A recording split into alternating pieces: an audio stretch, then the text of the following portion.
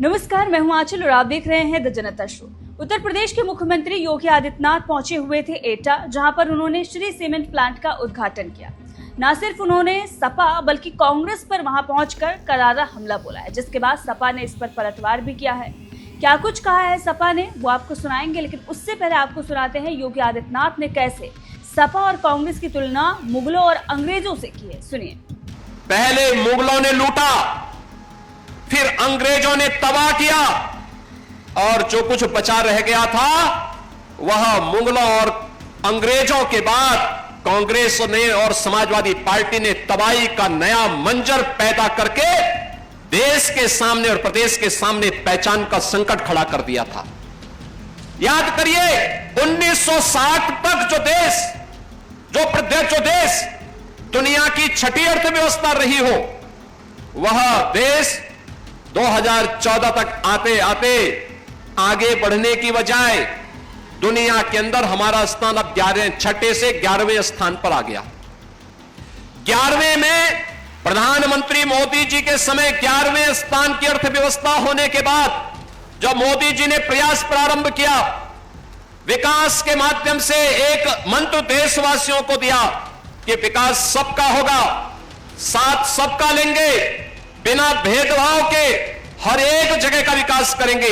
परिणाम आया, आज भारत दुनिया की चौथी बड़ी अर्थव्यवस्था बन गई है और आने वाले 2 वर्ष में भारत दुनिया की तीसरी बड़ी अर्थव्यवस्था होगा। भारत का तीसरी बड़ी अर्थव्यवस्था होने का मतलब दुनिया के सामने भारत की एक उज्जवल छवि, दुनिया के सामने भारत की ताकत का एहसास कराएगा। दुनिया के सामने भारत के नागरिकों के लिए पहचान का संकट नहीं खड़ा होगा। भारत ने अगर इस यात्रा को आगे बढ़ाया है तो उत्तर प्रदेश ने भी अपनी इस यात्रा को प्रधानमंत्री मोदी जी के मार्गदर्शन में सफलतापूर्वक आगे बढ़ाने में मदद की, और उसे आज जिस बात का हकदार उत्तर प्रदेश था, उत्तर प्रदेश को उसकी उस स्थिति तक पहुंचाने के लिए भरपूर प्रयास किया। पिछले 8 वर्ष में डबल इंजन की भारतीय जनता पार्टी की सरकार के प्रयासों का सुपरिणाम है कि प्रदेश, जब हम लोग आए थे 2017 में, यह उत्तर प्रदेश देश के अंदर 7वें स्थान पर गिना जाता था, और आज उत्तर प्रदेश देश के अंदर नंबर 2 की अर्थव्यवस्था बन चुका है। बहनों और भाइयों, यह तब हो पाया जब सुरक्षा का वातावरण था।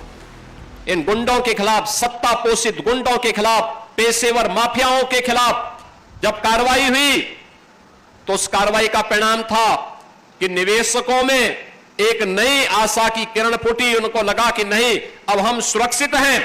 दंगाइयों के खिलाफ कार्रवाई की गई तो प्रदेश के अंदर लोगों के मन में एक विश्वास पैदा हुआ कि हमें विकास की बात करनी है, और जब यह देश विकास के पथ पर अग्रसर हो, उत्तर प्रदेश अपने आप को उससे अलग नहीं कर सकता है, क्योंकि देश की आबादी का हर 6ठा व्यक्ति उत्तर प्रदेश में निवास करता है।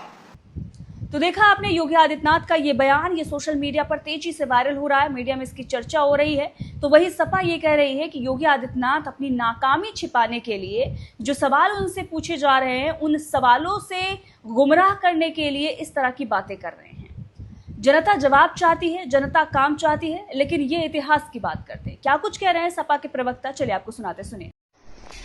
देखिए, भारतीय जनता पार्टी का मुगलों का नाम लिए बिना, मुसलमानों का नाम लिए बिना, इतिहास की नाम लिए बिना काम ही नहीं चलता है, क्योंकि बेरोजगारी पे, महंगाई पे, किसान मजदूर पे, टैरिफ पे, चुनाव आयोग पे, बिगड़ी हुई कानून व्यवस्था पे, महिला सुरक्षा पे कोई जवाब नहीं है सरकार के पास। एक विफल सरकार है जो इतिहास के पीछे, मुसलमान के पीछे, मुगल के पीछे छुप जाना चाहती है। और जब वो अंग्रेजों की बात करते हैं तो अंग्रेजों की सरकार में कौन पेंशन लेता था, कौन मुस्लिम लीग के साथ सरकार चलाता था, इस पे भी तो बात करेंगे। और फिर जब बात विकास की होगी तो समाजवादी सरकार में जो काम हुए थे उनका फीता काटते काटते भारतीय जनता पार्टी को 10 साल हो गए। इसलिए कांग्रेस और समाजवादी पार्टी को कोसना बंद कीजिए।